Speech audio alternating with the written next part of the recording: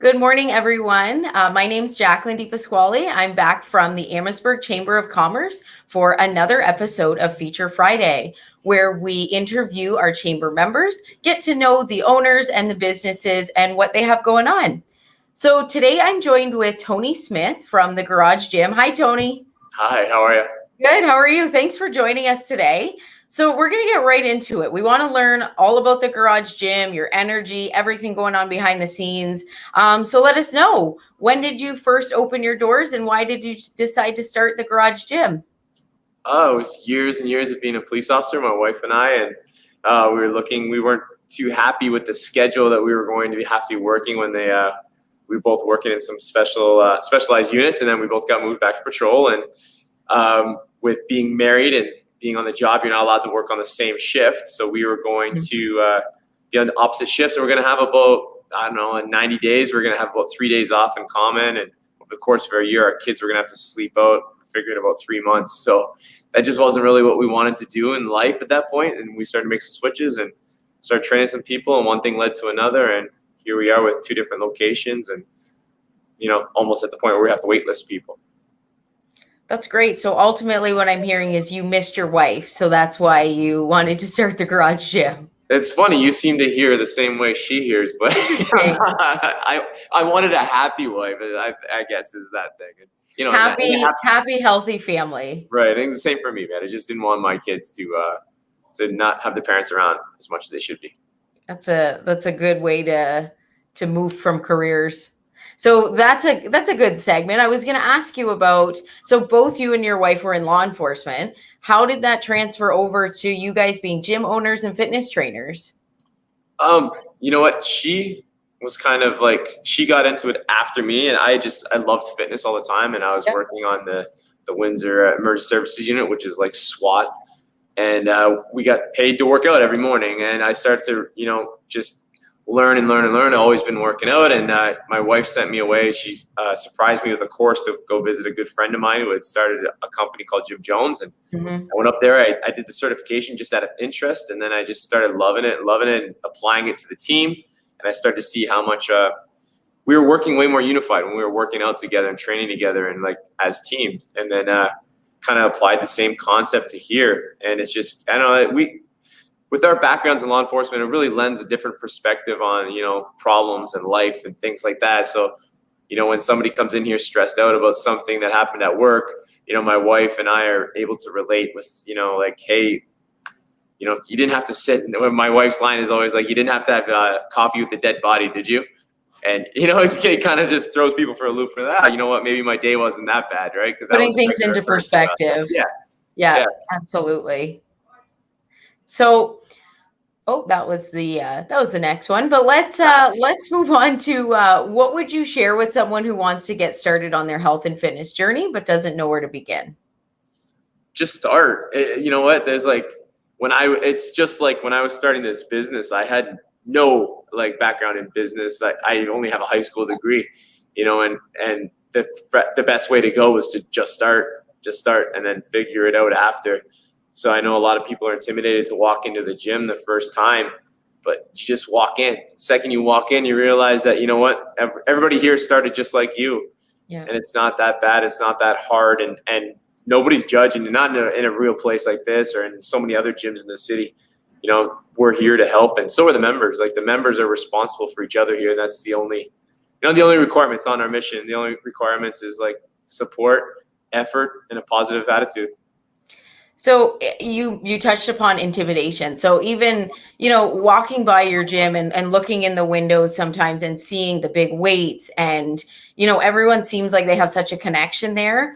And I noticed you posted something on your Instagram, and it was kind of funny, but I liked how you formatted it, and you said, this is not a cult, because a lot of people might look in those doors and think, oh, these people are crazy. They get up all the time. They lift these weights. This is nuts. So how do you address those people that are saying, oh, working out like this is a cult? Like, what would you say to that?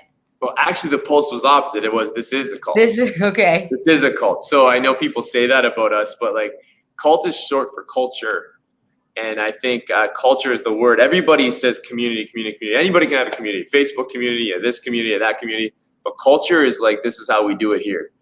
And how we do it here, cult has a negative condescending,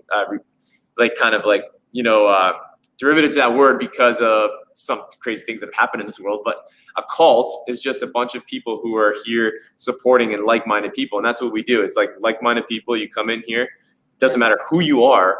The idea is to be better than you were yesterday. So we try to preach in here that doesn't matter what I'm doing as opposed to what you're doing, as opposed to what the person next to you is doing in terms of weight or speed or progress, or it's about you being better than you were when you showed up, you being better than you were yesterday and 2 weeks ago and 3 weeks ago. And that's just contagious. And the more that we all preach that and believe it, the more we keep moving forward. And it's, carried over into how we, help this community and all the charity work we've done too. Yeah, we are a cult here. Yeah. And, in the positive way. It's a positive way. Yeah. It seems to the presence that you have, whether on your social media and this goes for all of the garage gyms. So your wife, Danny, and all of your trainers, it's apparent that everyone's together. This is a family, and your membership base speaks volumes for that as well. So kind of that being said, talking about your trainers, I noticed you guys get trainer tattoos. What's that all about? I mean, we say we pay like crap and we treat like gold when it comes to the people that work for us. And I think it's evident. Like, I don't know that you'd find a small business that has people that have been here for 5 years. Like, we have our nucleus of our team has been here forever. And even the ones that have moved on, like they're here every time they come home, or they call me every week. It's like a family. And my wife put it out there, like, let's draw names, or let's draw tattoos from a hat and go get tattoos. And we made it through so much with all this COVID, and we're super proud that we paid every single employee for every single hour that we promised them. And, and that was by being a cult was how we were able to do that, because all the front end work we did, establishing ourselves and building trust in the community, when I always swear, I'm trying so hard not to swear. When things hit the fan, they all rallied behind us, and making it all the way through this thing, we just felt like we should do something to unify us a little bit more. And we all just got silly sayings tattooed wherever.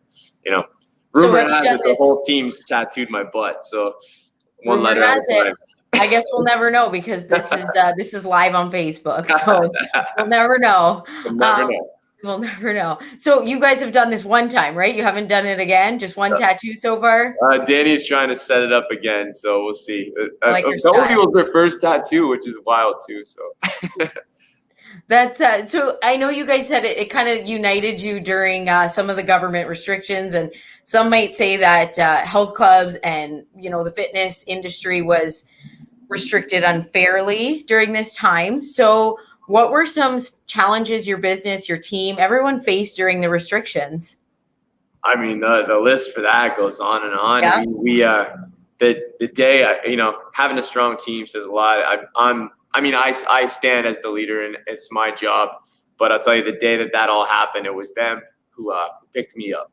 And you make me cry. Anyways, we rallied, and we closed at 10 a.m. on that first Monday or whatever it was, and at 6 p.m. we were open online, and we had like 100 people show up on our first online class, and we never looked back. I don't even think we lost 10% of our membership throughout this whole thing, and that's how we did it. We just very positive. That I came in for our first meeting. I said, we're gonna make lemonade. That's the whole. That was our.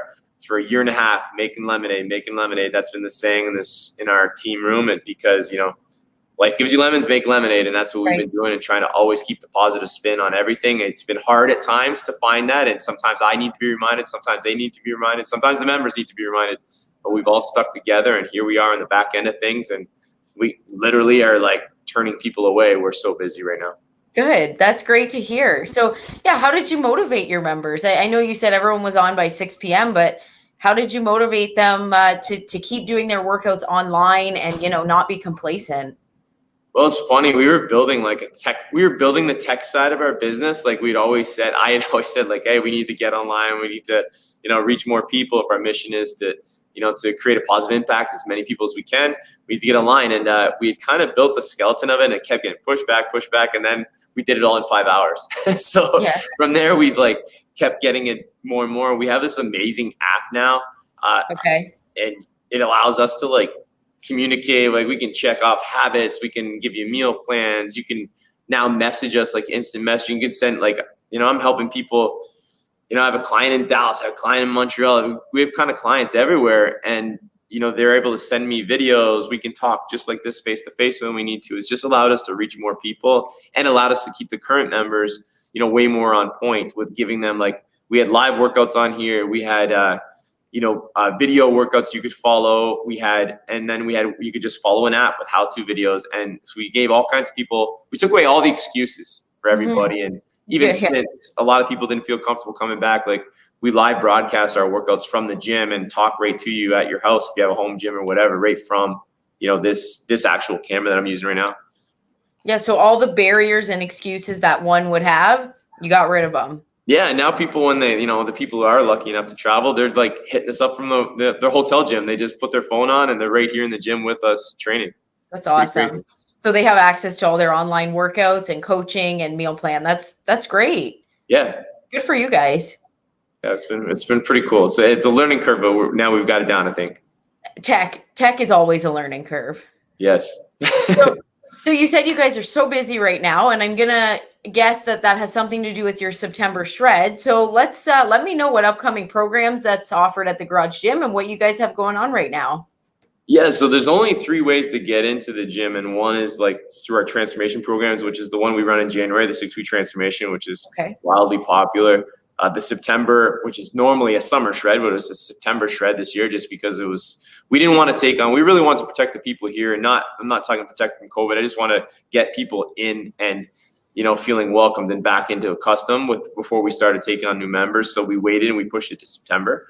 So we do have that 6-week transformation coming in January, but we also do Spear, which is like, it's just a nice way to get people acclimated to the gym without coming in and feeling intimidated. But also, like, when you come in as a new person, we don't want a new person to take away from the training that everybody else is also paying for, right? So we bring you in, we do 2 one-on-ones, you do a meal consultation with my wife, you do a goal setting with me, and then you get 30 days of gym membership. So it's kind of, that's the 3 ways to get into the gym. So Spear is like, I would say that's the best way to get in at any day if you didn't want to wait till January. Because like I said at the start, like, take action. If you feel like you need to make a change in life, like, the time is like now, not tomorrow.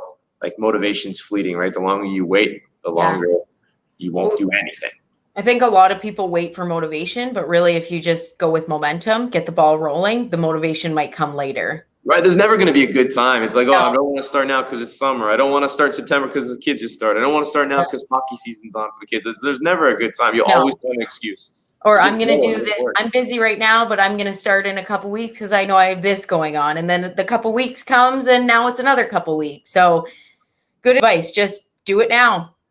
Yeah. I mean, 5 out of 168 hours, you can make a huge 168 hours in a week. And you give us 5, even 3, if you've never worked out, and you're like, the difference you're going to make in your life is just massive. Yeah.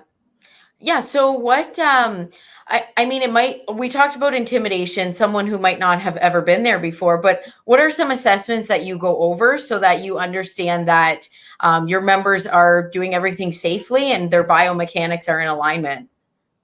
Good work. We bring you in and we do like movement patterns, basically. It would be complicated to explain it, but, we go over, how do you squat? How do you hinge? How do you push? Making sure that things look right, looking for some problems. And then that offers us, because in our classes, it is a group class for the most part, is the most economic membership is a group membership. And we have, we could have 12 people going at one time in here. So it's important that my trainers and I are able to, like, I write the workout as if it's to 50 percentile, right? And then from there, I either progress the movements up or we can regress the movements down based on limitations or fitness level or like even age. My mom, she comes here, and I won't say her age so she doesn't get mad, but my mom comes here and there's a 19-year-old, Gold Gloves boxer training next to her.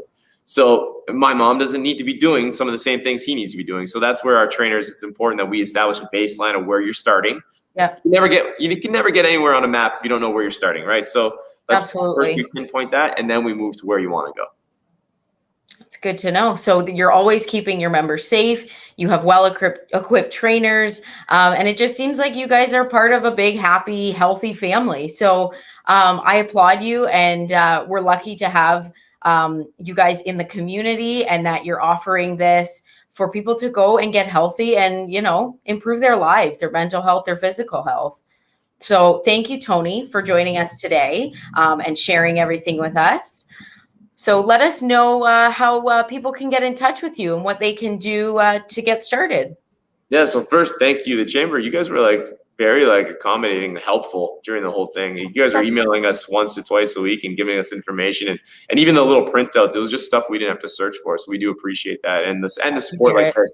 It's been a noticeable, and we appreciate it very much. To get a hold of us, you can go to thegaragegym.net. That'll get you anywhere, but most people are on Instagram these days. So at @thegaragegym_ is the easiest way. So one of those two ways will get a hold of us. From the Garage Gym website, you can get us any way you want, online, in-house, or either location. And like I said, we are taking members for, I think, probably 5 or 6 more members until we close off our morning bookings, and then we'll be in afternoons only. Awesome. Well, thanks again, Tony. Thanks everyone at the Garage Gym, and thank you to everyone watching. We'll see you next week for another episode of Feature Friday, where we sit down with another chamber member. Have a great weekend, everyone.